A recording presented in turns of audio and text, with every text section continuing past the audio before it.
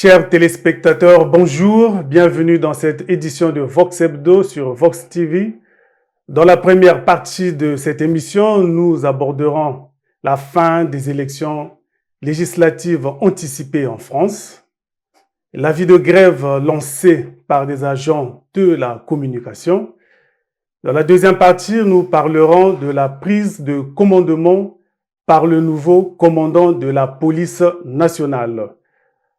Avec moi sur ce plateau, Franck David Batola, rédacteur en chef à Vox TV, au bureau de Pointe-Noire. David, bonjour. Bonjour, merci.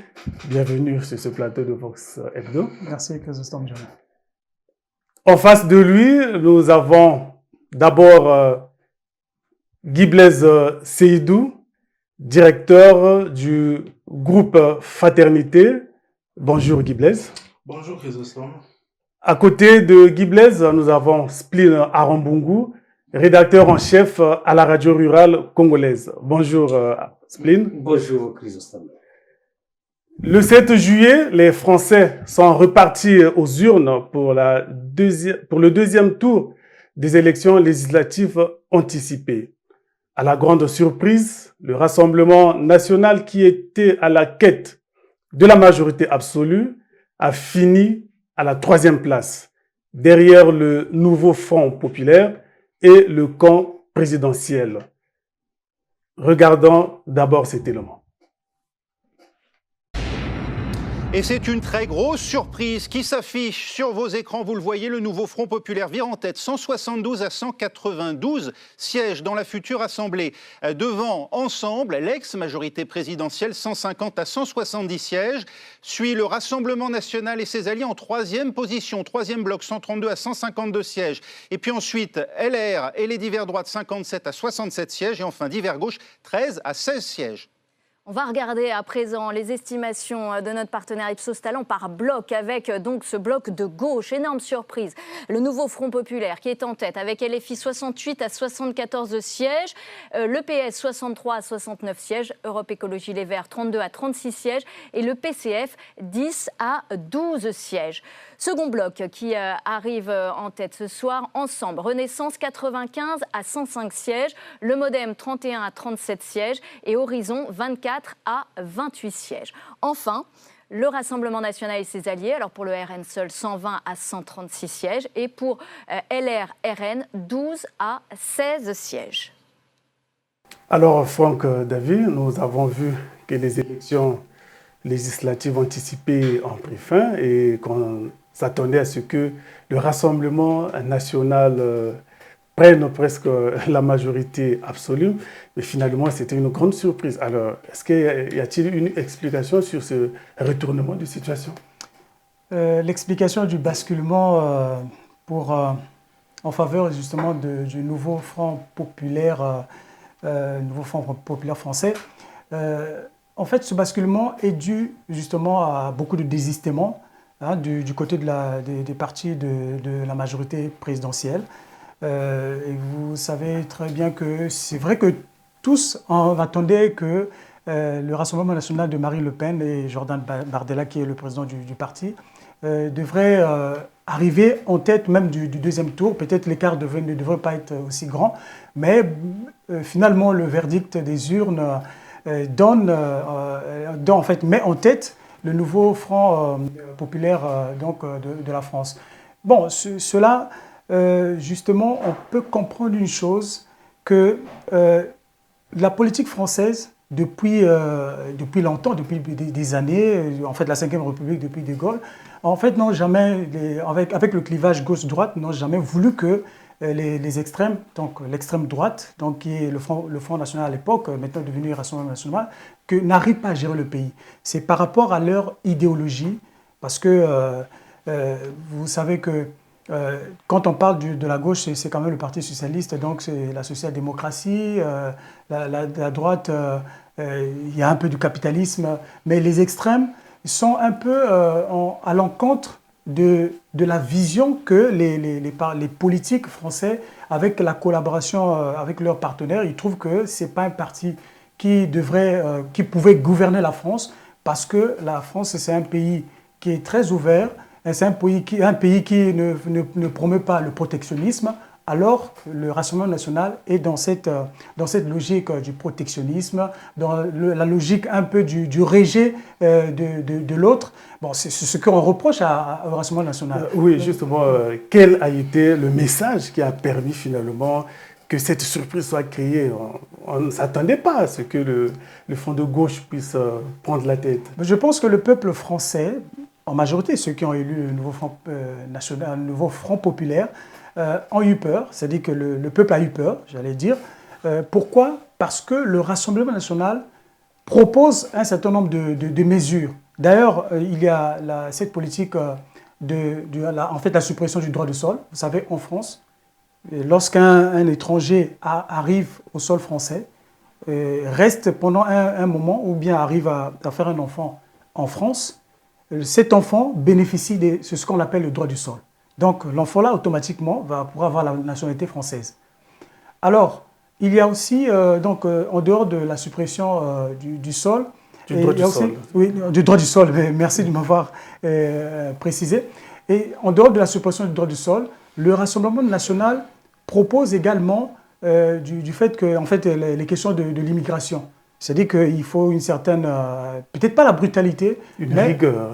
La rigueur dans l'immigration, parce qu'il reproche en fait aux dirigeants des gauches et de droite d'avoir un peu plus trop de laxisme en ce qui concerne l'immigration, parce qu'on pense que aujourd'hui, vous voyez, avec tous les immigrants qui immigrent en France pour plusieurs raisons, c'est surtout la recherche de l'emploi et puis la meilleure qualité de la vie. Ils trouvent que le nombre a tellement trop augmenté et ils ne veulent pas que la France soit envahie par des étrangers.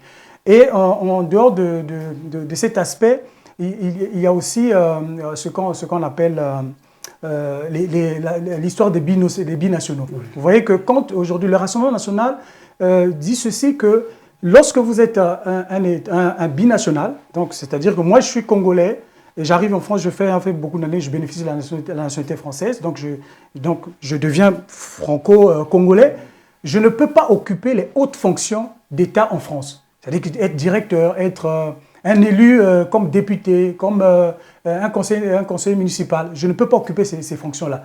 Alors, la droite, les dirigeants de la droite ou de la gauche pensent que ça va diviser les Français parce qu'il y a beaucoup des citoyens français qui ont la double nationalité.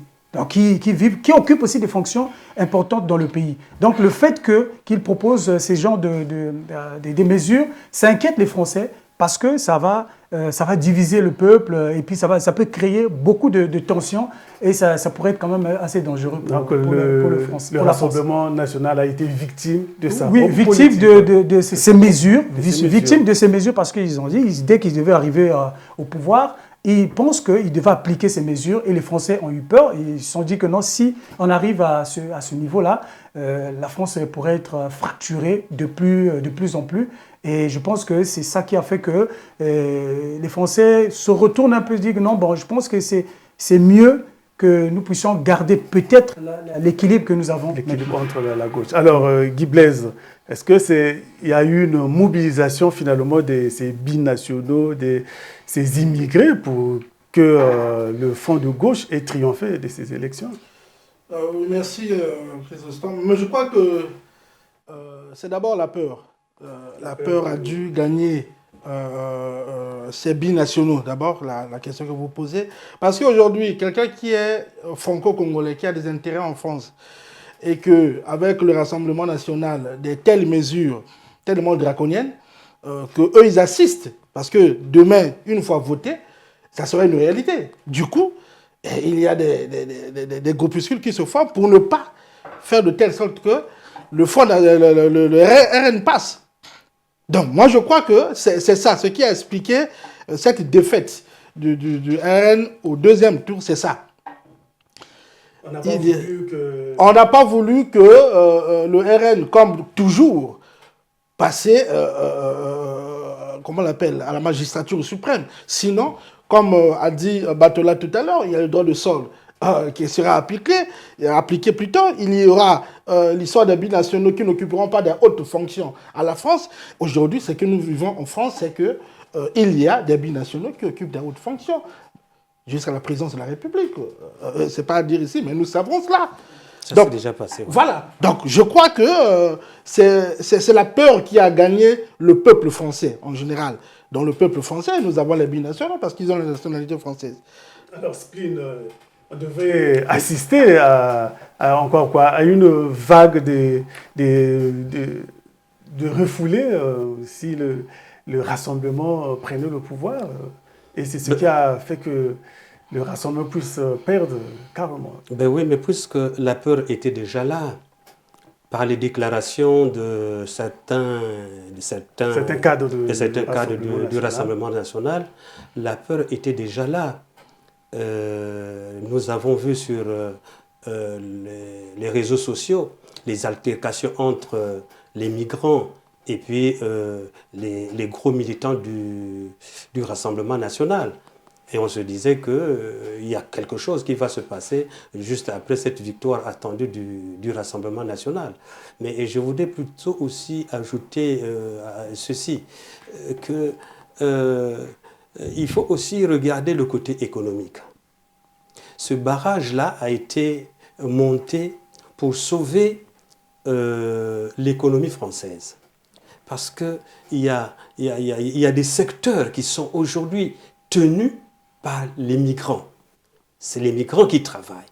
Quand vous prenez le secteur agricole, vous comprenez que pour la plupart du temps, ce sont les migrants qui sont dans les plantations et que même au premier tour, que même lorsqu'il y a eu les Européennes, le secteur agricole a sanctionné la politique de M. Macron.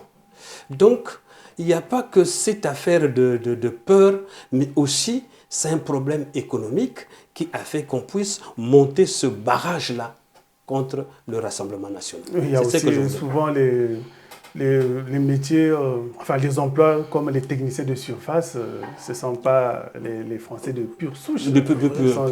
C'est bien cela. Et tout ce qu'il y a comme voirie là, tout ce qu'il y a comme les voiries, c'est beaucoup plus les éboueurs, c'est beaucoup plus les migrants qui s'en occupent. Et puis, la France, comme d'ailleurs certains pays, connaissent un déficit en matière de santé, de personnel de santé.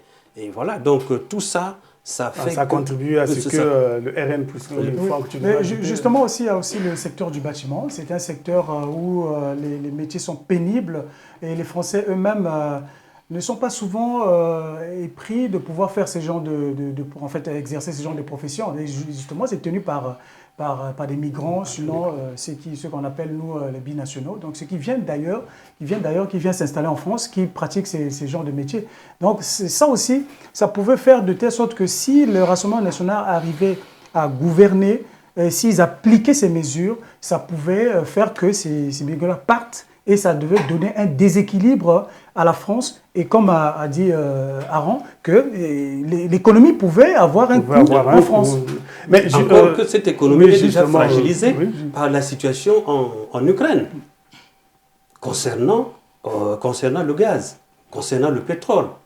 Et vous allez même constater qu'effectivement, que si le président Macron a pris un coup, c'est par rapport aussi, c'est par rapport au problème du carburant.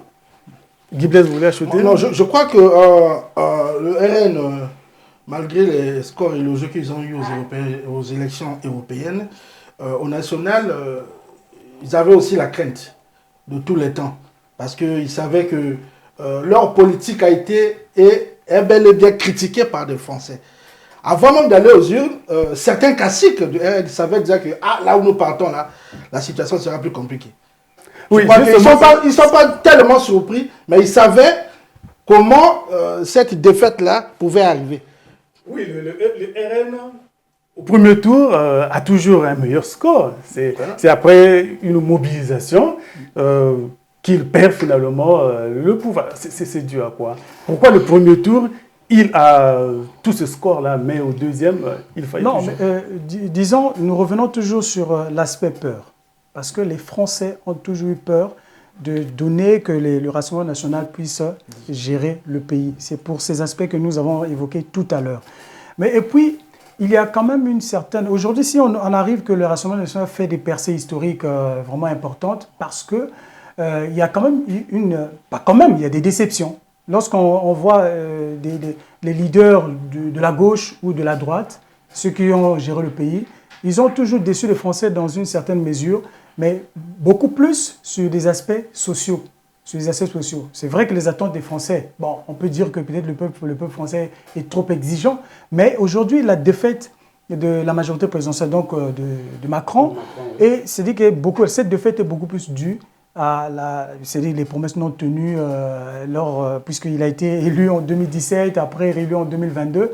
Mais qu'est-ce qui se passe? Parce qu'on a connu d'abord la crise des gilets jaunes avec l'augmentation du carburant, donc du prix du carburant.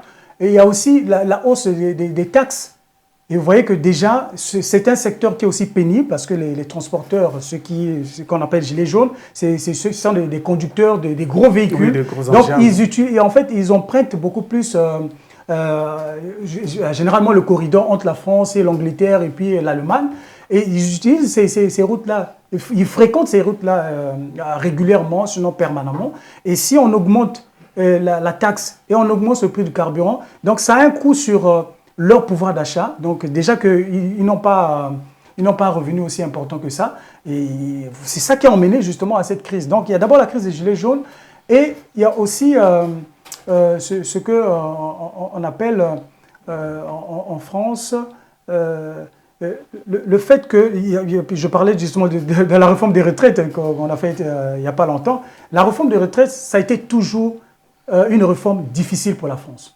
Parce que même les présidents qui sont passés, que ce soit Mitterrand, Jacques Chirac, Sarkozy, Hollande, ils ont eu des difficultés pour faire les réformes de retraite. La retraite en France, c'était à 60 ans. Donc 60 ans pour ceux qui font des travaux pénibles, 60 ans, et 62 ans pour ceux qui font du travail de bureau, qu'on suppose que ce n'est pas aussi difficile que ça. Donc c'était à 62 ans. Mais Macron, lui, il arrive, il propose que cette réforme de retraite, c'est ça qui fait tapage, qui bouscule le pays, que les Français rejettent sa politique parce que lui, il a dit, en fait, il fait cette réforme. Donc, au lieu de la retraite à 60 ans, il a augmenté à 62 ans et 64 ans pour ceux qui font le travail qu'on suppose, le travail assez souple. Et pourquoi? Lui, il propose cette réforme parce qu'il veut que les Français travaillent plus. Donc, lorsqu'on travaille plus, on gagne plus. Justement, à cause de l'inflation, l'économie qui est devenue faible. Donc, il faut qu'il y ait en fait un certain, comment on appelle, essayer d'améliorer l'économie et revenir un peu à un certain... Donc, les Français n'ont jamais gagné. C'est ça qui a fait que les Français boudent le camp présidentiel et se réfugient vers l'extrême, enfin, le camp de l'extrême droite, le front gauche. Ok, nous sommes arrivés donc à la fin de ce premier sujet. Nous allons aborder notre deuxième sujet consacré à l'avis de grève lancé par le syndicat libre des agents de la communication du Congo, en abrégé SILAC. Suivons d'abord ce reportage et nous allons revenir bien après. Dès 5 heures du matin du lundi 15 juillet, la télévision et la radio nationale seront hermétiquement fermées. C'est la menace de grève, brandie par le syndicat des agents de la communication qui s'indigne de la non prise en compte de leurs doléances par le gouvernement. Après avoir examiné point par point les revendications y contenues, les relevés de conclusion du 13 avril 2024, il en ressort que, jusqu'à ce jour, la réunion tripartite sur la redevance audiovisuelle RAV n'a jamais eu lieu. Le quota sur le recrutement des bénévoles n'a été attribué. La tenue de la commission d'avancement paritaire CAP est dans les oubliettes. La rencontre tripartite sur le statut particulier n'est pas à l'ordre du jour. La réparation du circuit d'adduction d'eau, des sanitaires et de la climatisation n'a été effectuée jusqu'à terme. La promesse d'acquisition du matériel technique et des moyens roulants n'a été tenue. Eu égard à ce qui précède, le SILAC prend à témoin l'opinion nationale du silence du gouvernement face aux revendications des agents de la communication. Constatant l'interruption du dialogue par le gouvernement, l'Assemblée générale déclenche à compter du lundi 15 juillet 2024 une grève générale illimitée sur toute l'étendue du territoire national à partir de 5 heures du matin. Le SILAC demande à tout agent évoluant dans les structures du ministère de la Communication d'observer la grève en restant chez soi. Ces agents du ministère de la Communication en colère tiennent à arrêter le travail dans tous les médias d'État si leurs revendications ne trouvent pas une suite favorable. À partir du 15 juillet, grève générale illimitée. Guy Blaise, c'est possible cette grève? Chrysostome, je crois que... Bon, d'abord, c'est là où on devait arriver. Hein. Je crois que quand il y a chevauchement entre les syndicalistes et l'administration, la finalité, si le cahier de charge est déposé sur la table du gouvernement, n'est pas respecté, la finalité, c'est la grève. Maintenant, ce n'est pas pour la première fois qu'il y a une menace de grève entre le SILAC et le gouvernement. Je crois qu'il y a eu un moment, ils l'ont signifié même dans leurs documents, ils étaient reçus par le Premier ministre, ils ont eu à discuter sur ces points, notamment sur la RAV, les points qui fâchent. La RAV, il y a l'histoire de leur quota sur le recrutement des agents, en fait, des bénévoles. Oui. Le 15, c'est après-demain, c'est lundi. On ne sait pas, est-ce qu'il y a des tractations, parce que nous sommes habitués à ça. La grève, c'est pour le 15, annoncée à quelques jours. Bon, mais le gouvernement peut rentrer en phase avec le syndicaliste dans des voies un peu obscures. Et puis la finalité, c'est un document qui sera écrit. Et puis bon, c'est la suspension de la grève. Donc je suis sûr que le gouvernement ne baisse pas les bras pour chercher à négocier. Parce qu'aujourd'hui, si la télévision congolaise ne met pas, il n'y a pas de présentateurs, il n'y a pas d'animateurs. Télé Congo également, je crois que nous sommes le 4e pouvoir. C'est un danger permanent qui est en train de s'annoncer. Mais qu'à cela ne tienne, le gouvernement, pour moi, c'est la sourde oreille. Parce que ce sont les mêmes questions. Prenons le point sur comment on l'appelle, la RAV. Le gouvernement fait la sourde oreille. Voilà. Justement, est-ce que ça donne droit à ce que la grève soit effective? Mais je crois qu'il y a plusieurs points. Il y a plusieurs points ici. Nous avons, moi je vous ai parlé aucun point n'a été... Voilà. Nous avons par exemple le point de la RAV, le plus important aujourd'hui, la question de la RAV. Mais le gouvernement fait la sourde oreille. Le problème de recrutement des bénévoles, si j'ai une bonne mémoire, je crois que certains de nos confrères qui sont là à la télévision congolaise, à la radio Congo et les radios d'État, ce sont des bénévoles. Mais pourquoi ça tarde? Et quand vous verrez les arrêtés signés, c'est souvent des gens qui ne sont même pas journalistes, qu'on les ramène dans les quotas et bon, voilà, leur arrêté s'en sort. Mais ceux qui font le travail, ce qui est mal, c'est que le gouvernement n'arrive pas à mettre le point sur les i. C'est des simples questions qu'aujourd'hui, la primature, par la voix du Premier ministre, peut décider. Sur la RAV, nous savons le processus de la RAV. Nous le savons.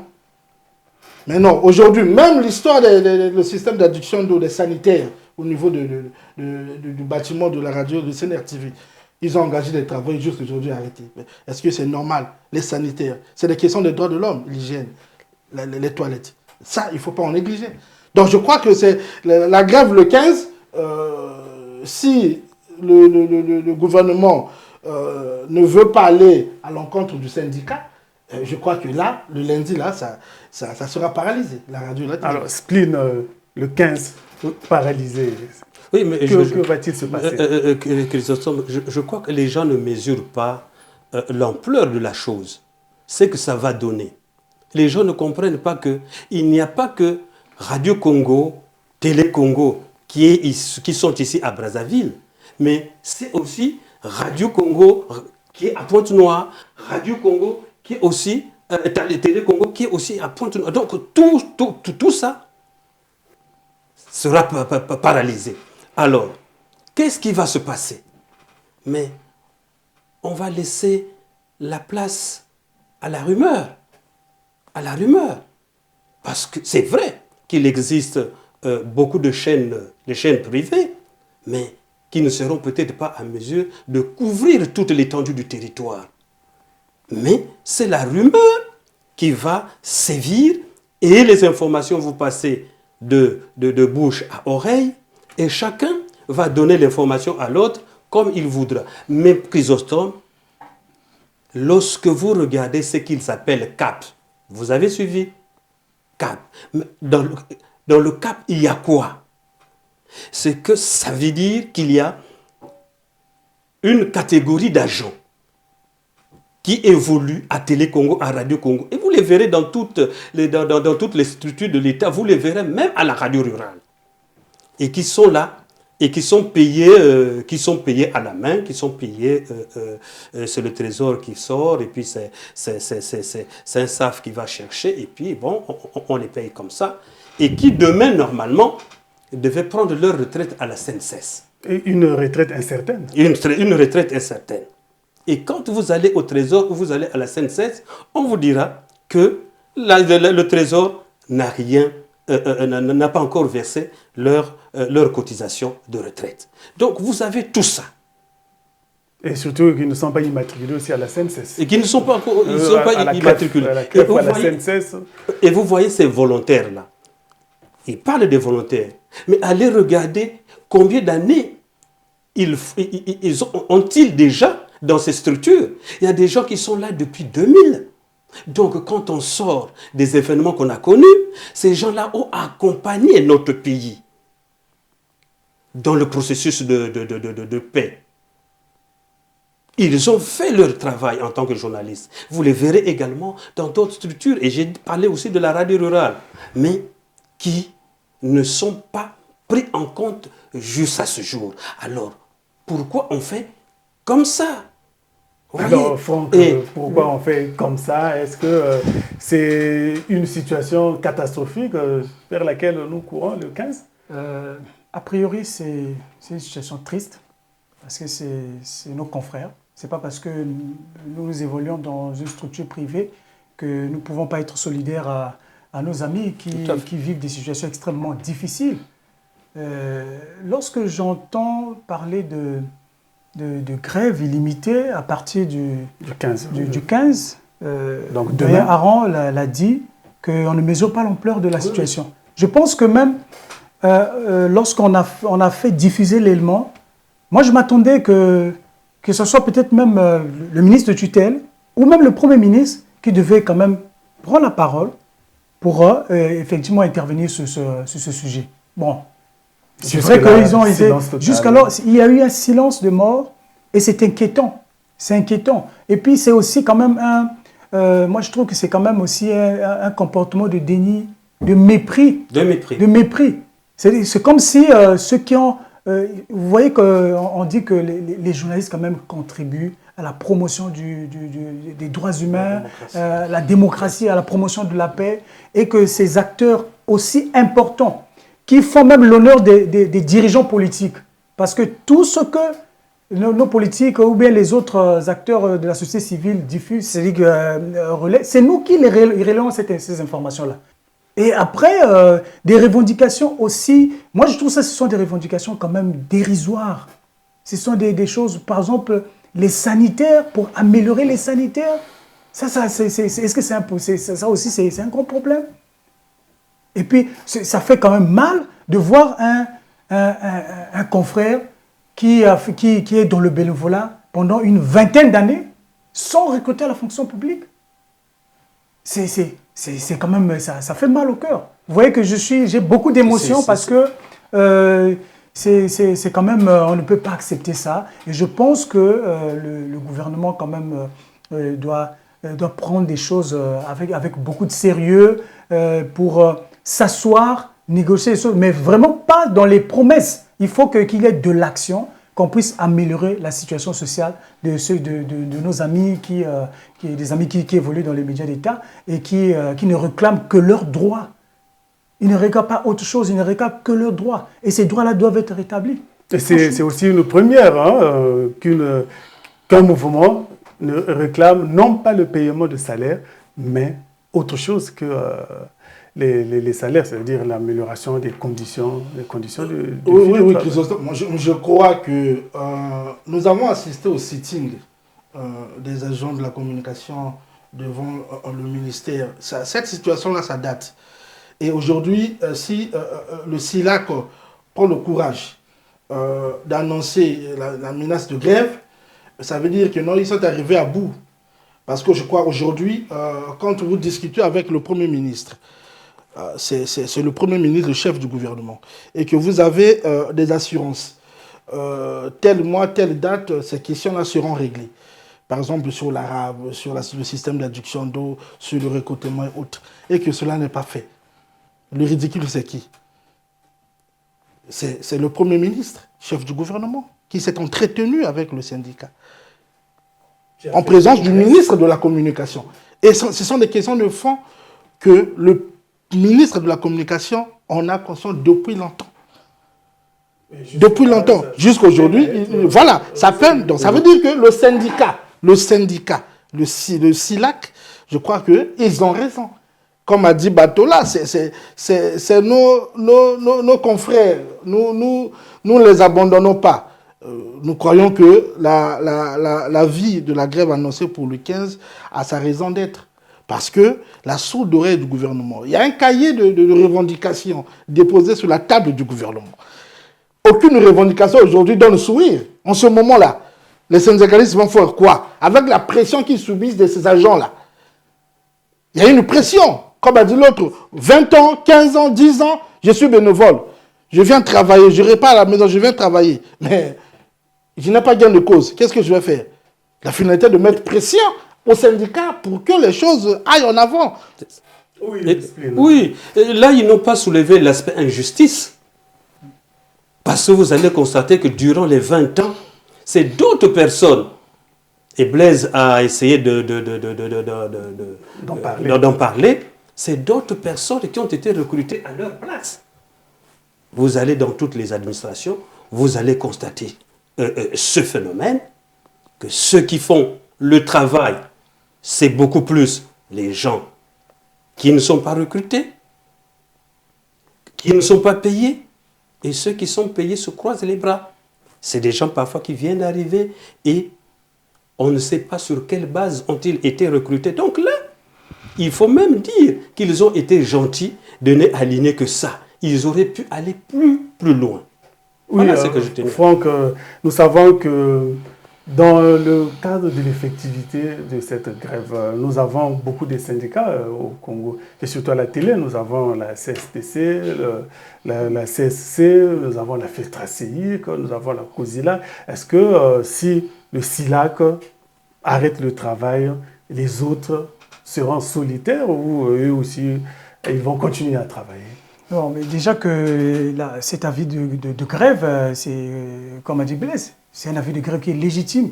Et moi, ça nous ferait quand même mal que les autres organisations syndicales ne s'alignent pas, ne soutiennent pas cet organe syndical. Je pense que pour la solidarité, pour qu'on montre que la situation elle est tellement grave qu'il faut apporter des solutions urgentes, parce que là, cette fois-ci, c'est des solutions urgentes. Il faut apporter des solutions urgentes. Ils doivent soutenir cet organe syndical pour que les choses s'arrangent. Parce que même pour l'histoire de l'affaire de la redevance audiovisuelle, nous savons très bien comment la redevance audiovisuelle, les questions là sont prélevées. Ça passe par ECARIC. C'est une, je sais pas, un petit pourcentage qu'on prend. C'est 1000 francs sur chaque. C'est 1000 francs. Voilà, vous venez de le préciser que vous savez qu'on reverse, qu'on devait reverser auprès des médias, mais c'est bien que c'est des médias d'État, puisqu'on est en train de revoir même normalement cette structuration pour que ça soit aussi que les médias privés puissent en bénéficier. Absolument. Mais la redevance audiovisuelle devrait quand même, ça devait être une rétrocession qui ne devait pas poser problème. Et cette redevance, c'était pour améliorer d'abord les contenus contenus des programmes et aussi la situation socio-professionnelle des journalistes. Chrysostome, je crois que la question de l'arabe, comme vient de dire David, c'est triste. Parce que quand on a tenu les états généraux, comment on l'appelle en 2022. Oui, ce qui est récemment, c'est en 2018. Voilà. Les derniers états généraux. De la presse. Cette question a été évoquée. C'est même le ministre de la Communication qui en a parlé, sous pression, parce qu'on ne voulait pas parler. Mais où va cet argent? Le ministre de la Communication, si j'ai bonne mémoire, parlait d'une caisse, de la masse commune au niveau du Trésor, et qui devait voir le ministre des Finances pour que cela soit réglé. Après ça, il y a eu des démarches jusqu'au Sénat et autres. Il y a eu un décret qui a été signé que pour eux, cette redevance-là doit être attribuée aux médias d'État. Je crois que ce problème devrait être revu. Le ministre de la Communication, le ministère de la Communication et le Conseil supérieur de la liberté de communication entretiennent un conflit sur cette histoire de la RAV.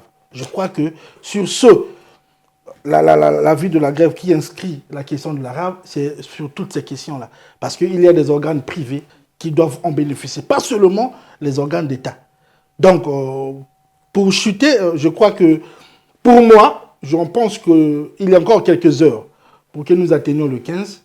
Si le gouvernement peut appeler le syndicat pour essayer un peu de s'asseoir et regarder ces questions d'une manière un peu, avant que nous atteignions le 15, parce qu'il y a des réunions de 4 heures, 5 heures, 2 heures, ne fût-ce que pour essayer un peu de sauver la meuble. Parce que les conséquences seront graves, comme a dit Aaron. Les conséquences seront graves. Nous sommes le 4e au pouvoir et aujourd'hui, quand nous sommes en grève, je crois que c'est tout le pays, au-delà même du Congo. Non, mais après, ça entache la compléter du pays. C'est pour compléter, pour compléter Franck dans la question sur la solidarité syndicale. Mais oui, elle pourra arriver puisque la RAV concerne tout le monde. Mais surtout, il faut savoir qu'il y a plusieurs sortes de grèves. Une grève, on peut déblayer, comme on peut lancer une grève perlée. Et la grève perlée, elle est plus destructive que la grève. Les gens déblayent et vous disent, bon, on peut revenir tel jour. Mais quand les gens disent, se croisent les bras, viennent et observent, l'outil de travail ne touche à rien, s'absente, elle est plus destructive. Mais là, c'est pas la grève, la vie n'a pas été lancée en collège syndical. Ça, c'est un syndicat qui a lancé et les autres ne sont pas dans le collège. Oui, il s'agit d'un secteur qui s'appelle la communication. Et depuis l'école, vous savez, c'est qu'on nous a dit d'être toujours solidaires. Donc nous, on peut faire sans pourtant qu'on passe par une question syndicale. On peut être solidaire des autres parce que le métier nous demande d'être comme ça, de se comporter comme ça. Et ça pourrait être possible. Votre syndicat n'a pas déclaré, n'a pas déclenché, et par solidarité, que vous suiviez. Ça peut être possible. Mais c'est rien à faire parce que ne pas être solidaire, c'est se faire mal nous-mêmes. Je pense que nous sommes dans le même secteur de la communication, nous revendiquons les mêmes choses. Ne pensez pas parce que les autres sont dans les médias d'État que nous sommes dans le privé, mais nous formons tous un bloc. Et justement, pour que ça s'arrange, il ne faudrait pas que nous soyons dispersés. Il faut que nous ayons le même langage et je pense que c'est encourageant parce que les amis sont en train de réclamer quelque chose de légitime et je pense qu'il faut les soutenir, il faut les accompagner. Il faut aussi rester vraiment droit dans les bottes pour ne pas céder. Sinon, après, c'est le gouvernement qui va jouer avec nous. Excusez-moi, le terme, c'est assez fort quand même. Sinon, on va jouer avec nous. On va dire, bon, voilà, vous ne voulez pas. Nous, on peut faire avec les autres. Et voilà, ça continue. La chose ne va pas s'arranger. Ok. Il faut être solidaire avec les autres. C'est par ces mots que nous vous invitons à prendre une pause publicitaire. Et nous nous retrouvons bien après.